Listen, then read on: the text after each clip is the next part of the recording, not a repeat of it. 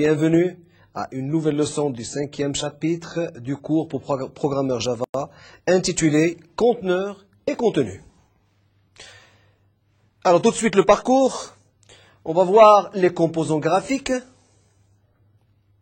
la hiérarchie des classes AWT, la visualisation et primitive graphique, les conteneurs et puis les composants Swing. Alors, les composants graphiques, comme vous devez le savoir, en principe, lorsque vous avez une fenêtre, cette fenêtre peut composer plusieurs choses à l'intérieur. C'est-à-dire que vous pouvez avoir des checkbox, des box, des boutons, des listes de choix et ainsi de suite. Alors, Java vous donne aussi la possibilité d'insérer ce que vous voulez au niveau de votre fenêtre. Tout ça, ce sont bien sûr des méthodes ou des classes qui sont déjà existantes au niveau du package AWT. Alors, comme par exemple, cette fenêtre que vous voyez apparaître sur votre écran, vous avez par exemple un emplacement text field qui vous donne la possibilité de saisir du texte. Vous avez les checkbox pour faire un choix. Vous avez un bouton et ainsi de suite. Alors maintenant, après ce cours-là, vous allez être capable, bien sûr, de pouvoir concevoir une fenêtre avec tous ces éléments-là. Alors, on va le voir plus en pratique tout de suite. Alors, composant graphique 2. Il constitue les primitives d'interaction avec l'usager. C'est-à-dire que lorsque vous travaillez en mode graphique, si vous n'avez pas ces éléments-là, vous ne pouvez pas communiquer avec votre programme et communiquer facilement. Alors, bouton ou barre de défilement et ainsi de suite, les menus, les étiquettes, les surfaces dessinables ainsi que les tooltypes, et puis les champs et zones de texte de liste et checkbox. Alors, on va voir tout de suite un exemple pour illustrer tout ça.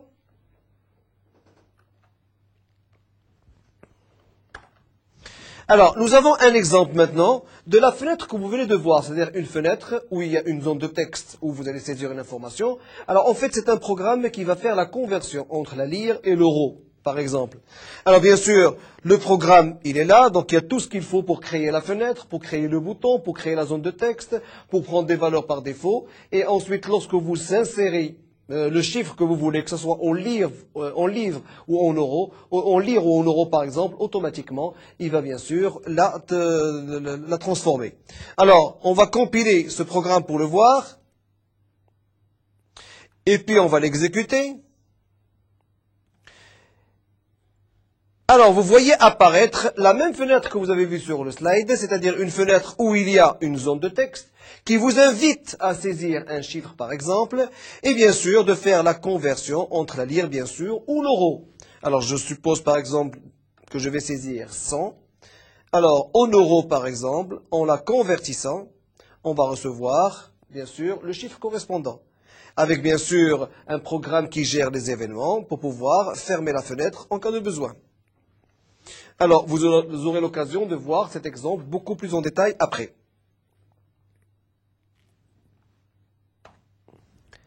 Alors, les composants graphiques et AWT. Alors, AWT, c'est un ensemble de composants graphiques pour la création d'interfaces utilisateurs. Alors, la bibliothèque, si vous voulez, ou le package AWT comprend plusieurs classes et méthodes qui vous permettent, bien sûr, de créer ou de concevoir un environnement entièrement graphique.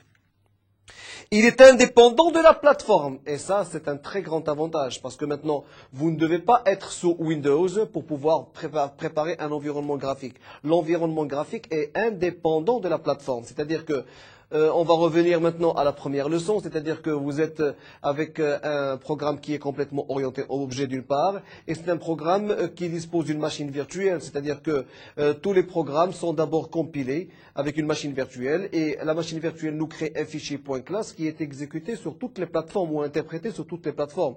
Alors maintenant, tout ce qui concerne le graphique est indépendant de toutes les plateformes sur lesquelles vous devez travailler, que ce soit plateforme au niveau du système d'exploitation, ou bien sûr au niveau des composants de la machine. Alors, basé sur un sous-ensemble de fonctionnalités communes aux divers milieux graphiques. C'est-à-dire qu'il y a beaucoup de fonctionnalités qui sont identiques à tous les milieux graphiques. Parce que maintenant, vous travaillez sous environnement Windows ou que vous travaillez sous environnement Macintosh ou Unix et ainsi de suite. Vous avez des environnements graphiques, les fenêtres sont les mêmes, les boutons et ainsi de suite. Dont la réalisation est plus simple d'un point de vue conceptuel. Alors maintenant, effectivement, c'est plus simple dans la mesure où vous avez des composants qui sont déjà prêts, c'est-à-dire des classes qui sont déjà prêtes. Il suffit de les implémenter. Alors contrairement à d'autres langages de programmation où vous devez absolument créer vous-même, concevoir vous-même et ainsi de suite. Alors là, ce sont des composants ou des classes qui sont déjà existantes et qui vous donnent la possibilité de les insérer ou de les implémenter au niveau de vos programmes. Mais graphiquement non attrayant, c'est-à-dire que lorsque je dis graphiquement non attrayant, ça veut dire que c'est pas trop joli à voir comparé par exemple aux autres plateformes Windows et ainsi de suite, où on donne des environnements graphiques beaucoup plus jolis à voir. Alors maintenant, la hiérarchie des composants graphiques. Alors vous avez votre objet par exemple. Alors cet objet automatiquement il renvoie vers ses composants, il dépend d'un composant d'objet, et puis on y va directement. Vous avez deux choix, ou bien vous allez partir vers des containers.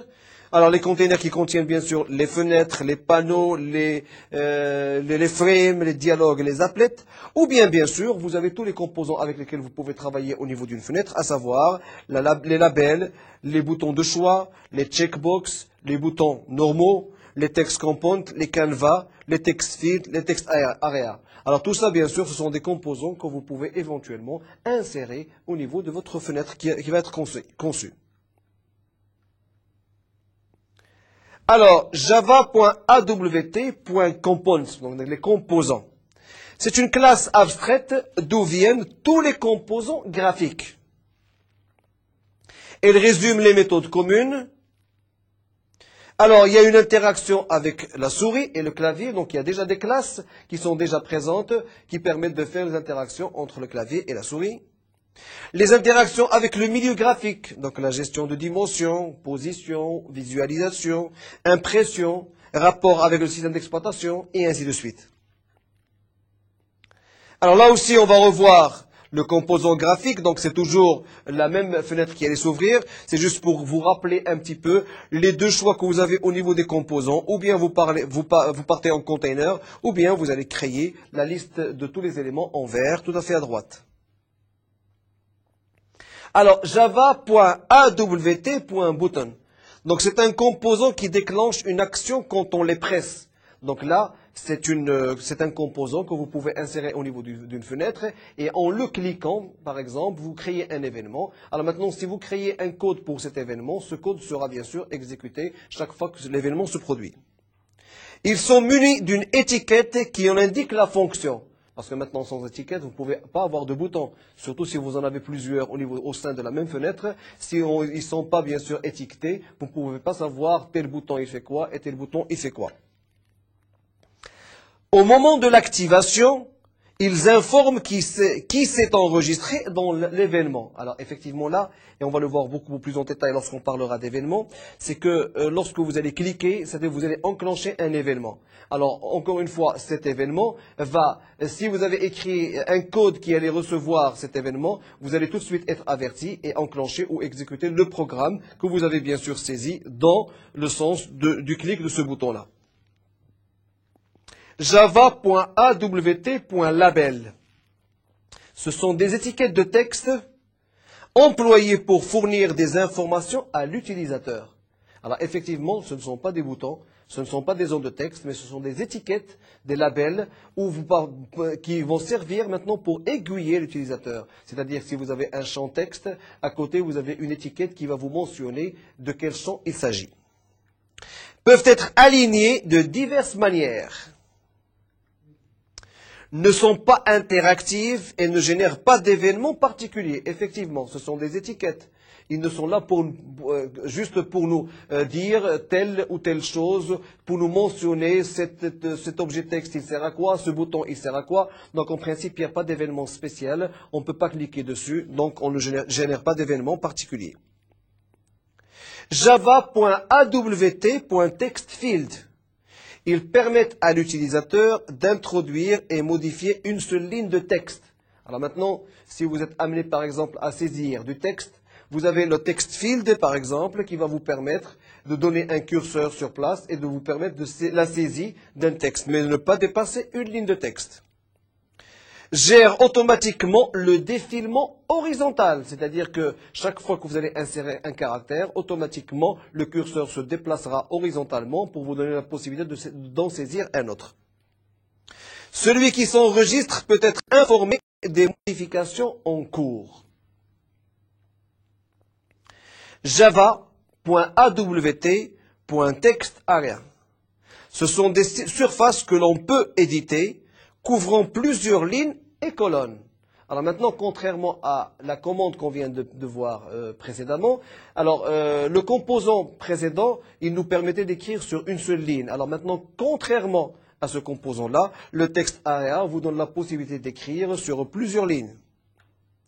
Dispose de curseurs scroll bar et permettent d'héberger de vastes portions de texte. Donc c'est un mémo, si vous voulez, qui vous donne la possibilité de saisir autant de texte que vous voulez. Alors maintenant, bien sûr, si vous avez un carré ou un rectangle qui a été spécifié dans ce sens, dès que vous dépassez les limites des carrés, vous allez voir apparaître, bien sûr, des scroll bars qui vont apparaître, que ce soit en longueur ou bien sûr en largeur.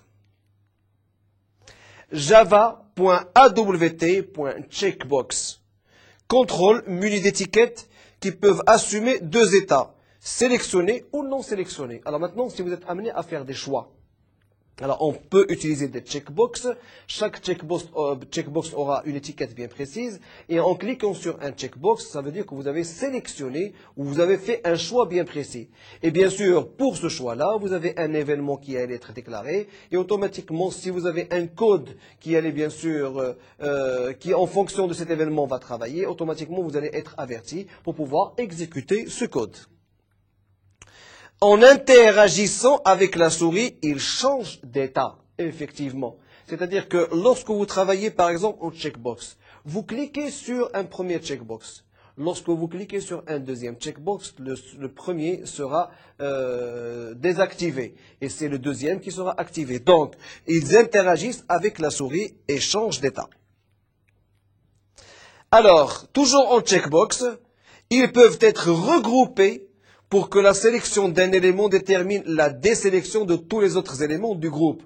Et ça, c'est une chose très importante. Alors là, il faut la programmer parce que maintenant, vous pouvez insérer plusieurs checkbox au niveau de votre fenêtre. Maintenant, si vous ne les regroupez pas, vous n'aurez pas une interaction. C'est-à-dire que lorsque vous allez cliquer sur un checkbox, le premier doit être désactivé et le deuxième doit être activé et ainsi de suite. Alors maintenant, si vous les insérez séparément, vous ne pouvez pas avoir une interaction entre ces checkbox-là. Alors maintenant, si vous les regroupez pour la sélection d'un élément, automatiquement, vous allez voir désactiver un checkbox lorsque vous en activez un autre.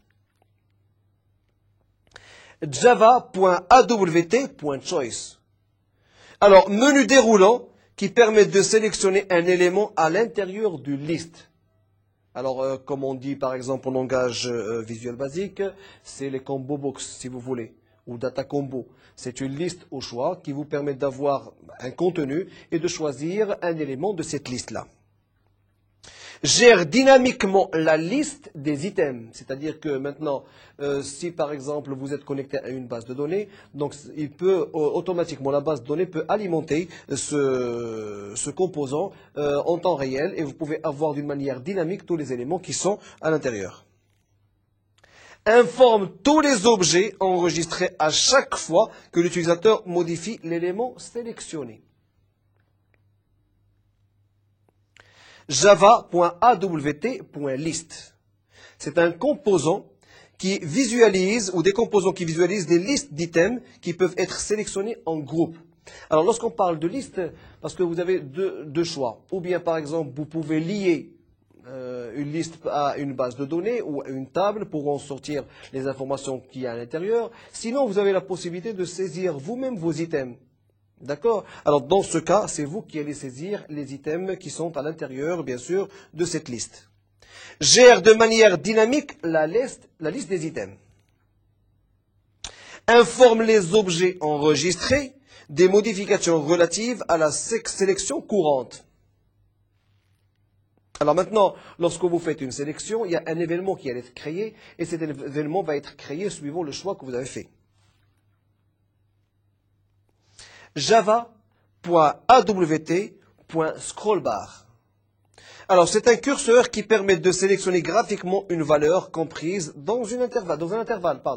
Alors maintenant, bien sûr, comme j'ai expliqué tout à l'heure, vous pouvez avoir des fenêtres où vous allez saisir des informations ou bien sûr ressortir des informations. Mais maintenant, vous ne pouvez pas vous amuser à avoir une fenêtre qui reste fixe. Si vous avez par exemple beaucoup d'informations, vous n'allez voir apparaître qu'une partie de ces informations-là. Alors maintenant, pour pouvoir apparaître le contenu de tout votre texte, il suffit d'ajouter des scroll bars, que ce soit horizontalement ou verticalement, pour pouvoir voir le reste du contenu du texte.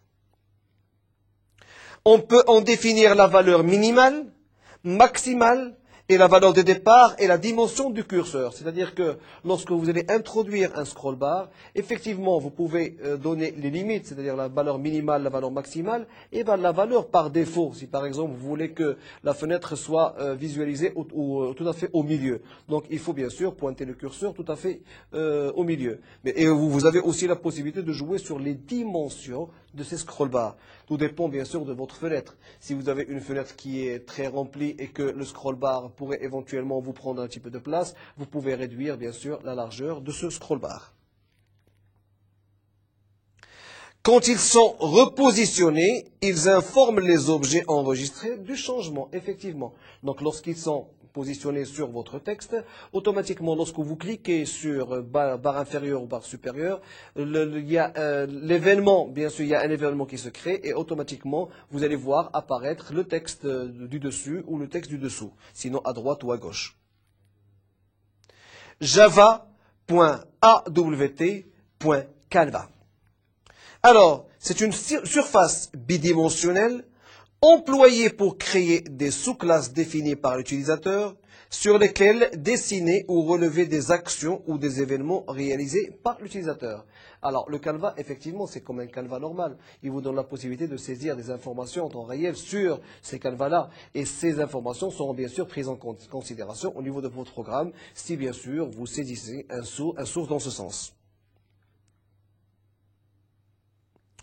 Visualisation. Chaque composante définit une méthode. Void, Paint, Graphics G. Responsable de sa visualisation. C'est-à-dire que lorsque vous voulez visualiser les éléments graphiques, il y a lieu d'appeler bien sûr la méthode Void Paint pour pouvoir voir toutes les méthodes graphiques. On peut modifier l'aspect graphique d'un composant en créant une sous-classe et redéfinissant cette méthode. C'est-à-dire que vous pouvez bien sûr dépendre d'une classe, créer une sous-classe bien sûr, et bien sûr redéfinir une méthode qui allait faire apparaître votre graphique comme vous le souhaitez. Alors visualisons toujours, c'est géré directement par la boucle des messages. On en demande l'exécution en invoquant Repaint. Alors bien sûr, la visualisation dépend des événements. Alors tout dépend des événements qui vont sortir. Si vous avez maintenant un code que vous avez saisi pour ces événements, automatiquement vous allez pouvoir visualiser le reste de votre programme. Alors, primitive graphique, la classe graphics fournit l'accès à la zone graphique sous-jacente. On peut tracer des lignes, polygones, cercles ou écritures. Alors maintenant, en plus des classes existantes, ainsi que les méthodes existantes, vous avez la possibilité de créer vous-même des éléments. Vous pouvez insérer des polygones, des cercles, des écritures qui relèvent bien sûr de votre conception. Des fonctions sont disponibles pour demander et changer le caractère et la couleur. Alors là aussi, c'est une chose extraordinaire que vous pouvez d'ailleurs trouver au niveau de tous les langages de programmation, mais c'est un petit peu plus développé au niveau de Java. Vous avez aussi en plus de changer les couleurs de toutes vos conceptions. Alors, les conteneurs, ce sont les interfaces utilisateurs qui sont constituées d'une pluralité d'éléments. Donc effectivement, les conteneurs disposent de plusieurs composants graphiques qui allaient vous aider bien sûr à concevoir votre graphique. Alors là, on va retrouver toutes les fenêtres, les applets et ainsi de suite. Les conteneurs sont des composants spécialisés dans le regroupement et la visualisation d'autres composants. Alors, le regroupement, il y a deux sortes de regroupement. Il y a le logique.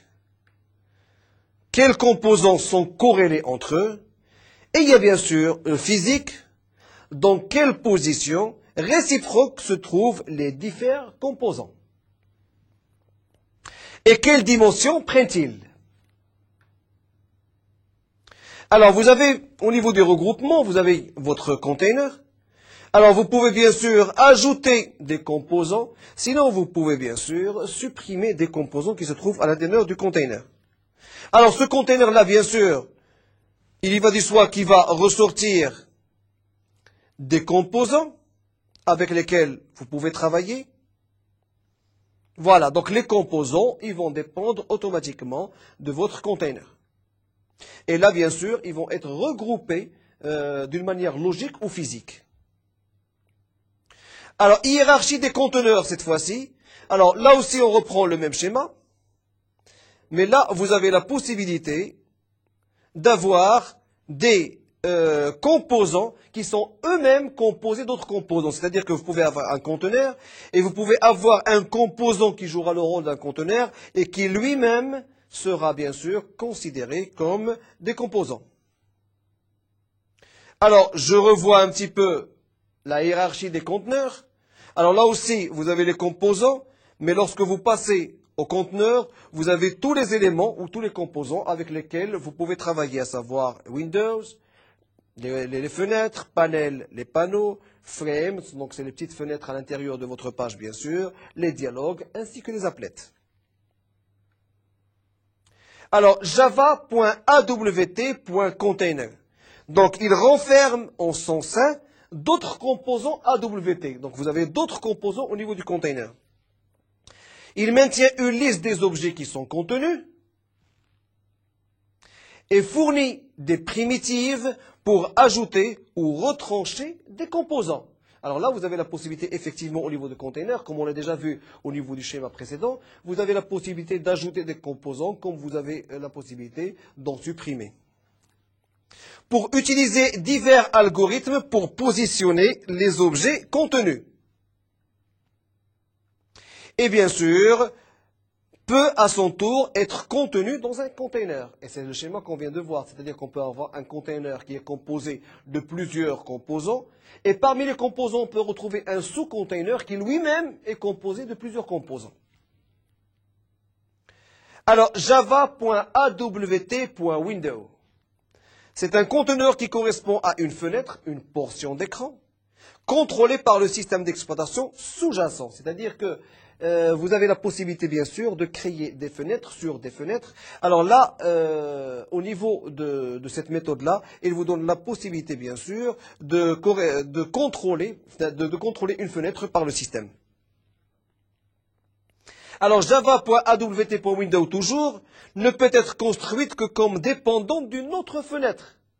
C'est-à-dire que si vous utilisez la méthode Windows de java.awt ou la classe Windows de java.awt, ça veut dire que la classe sera bien sûr dépendante d'une autre classe. Alors on va voir tout de suite après comment faire si on veut lever cette dépendance et travailler d'une manière indépendante.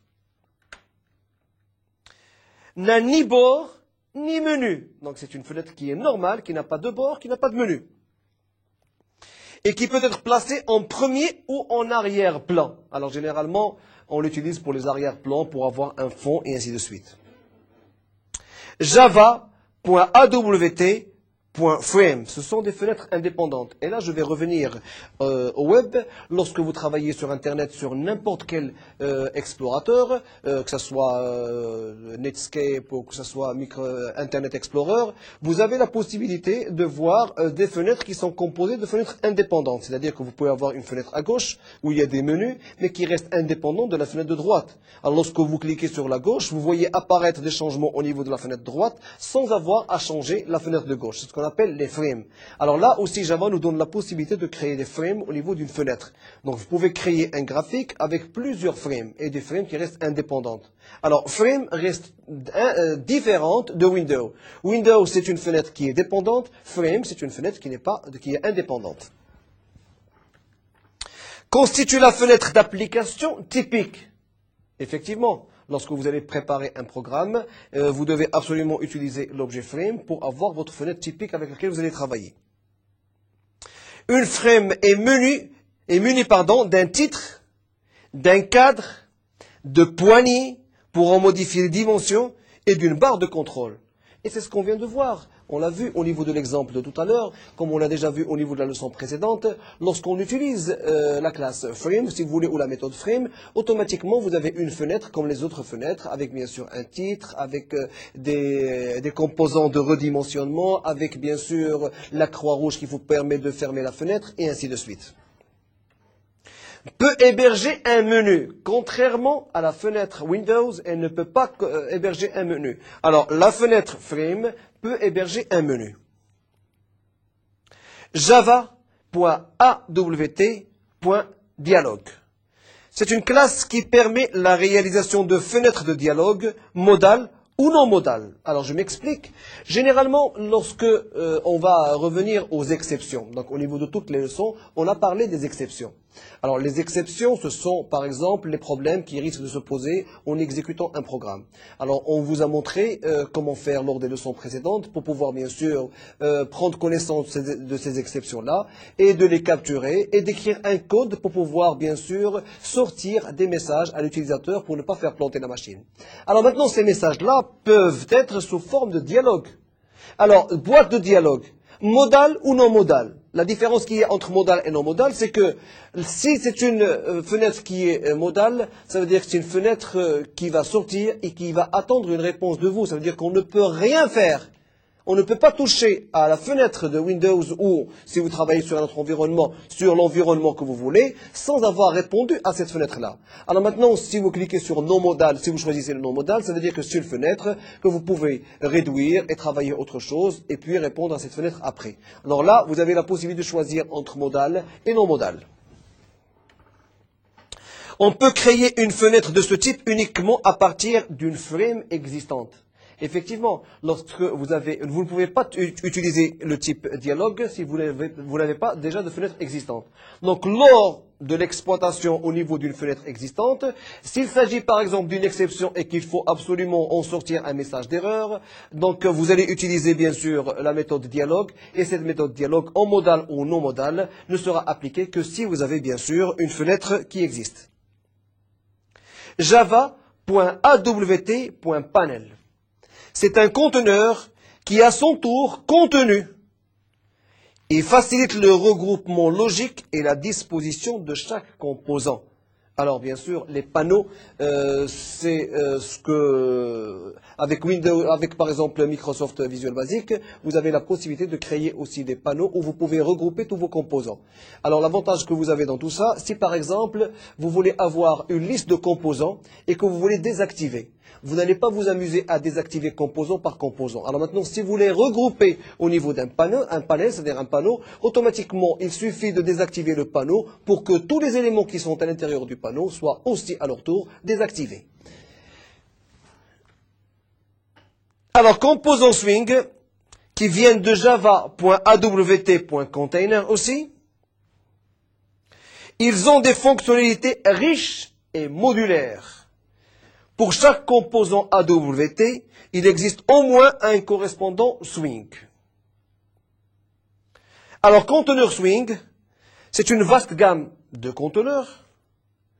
Certains sont très simples comme JPanel et Box, mais certains restent très compliqués, d'autres avec fonctions complexes, JOptionPan, JTabedPan, JTextPan, et ainsi de suite. C'est des fonctions qui restent un petit peu complexes. Alors, la flexibilité et les plus grandes potentialités des conteneurs swing se font au détriment de la simplicité. Effectivement, ça reste une méthode qui reste un petit peu complexe. Alors maintenant, les fans, bien sûr, de la programmation, un petit peu avancés, peuvent pouvoir utiliser, bien sûr, les composants swing. Les divers conteneurs ont des mécanismes légèrement différents pour gérer la liste des composants et contenus. Alors là, il y a une certaine différence entre les autres composants. Alors, ce cours prend fin. Si vous avez besoin d'informations complémentaires, vous pouvez toujours vous connecter au site de Netuno en cliquant sur le lien MedNetio.